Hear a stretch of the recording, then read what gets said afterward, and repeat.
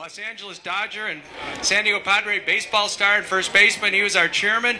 We actually we brought forth the name Willie Horton that some of you may know. He was a guy who was convicted of murder, was sentenced for life in prison in the state of Massachusetts for killing a 16-year-old high school student who was working at a gas station for money, killed him, stuffed him in a dumpster, was sentenced to life in prison. Well, Michael Dukakis thought it would be good to let this guy out of prison, and after not that many years, and on weekend furloughs, and while on a weekend furlough, he went and terrorized a couple.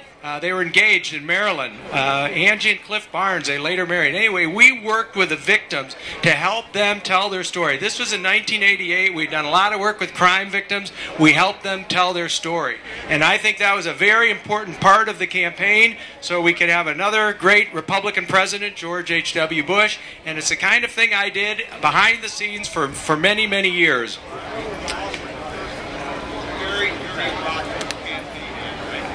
Well, we didn't run the ad you're thinking of. There were two different campaigns.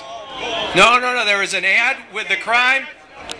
There was an ad with the crime victims, and it was a very emotional ad. And these are people whose lives were personally impacted. Donna Cuomo lost her 16-year-old brother.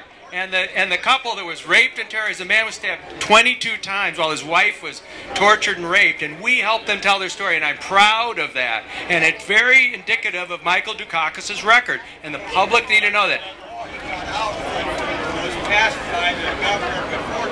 Dukakis signed his, let me finish, I'll get to that, but Dukakis was the one who signed his furlough papers, and it's indicative. He was a very far left candidate, out of touch with the public, and we were helping to tell that story. Well, I worked for a lot of other candidates. George Deukmejian, we ran his campaigns for Attorney General, Governor.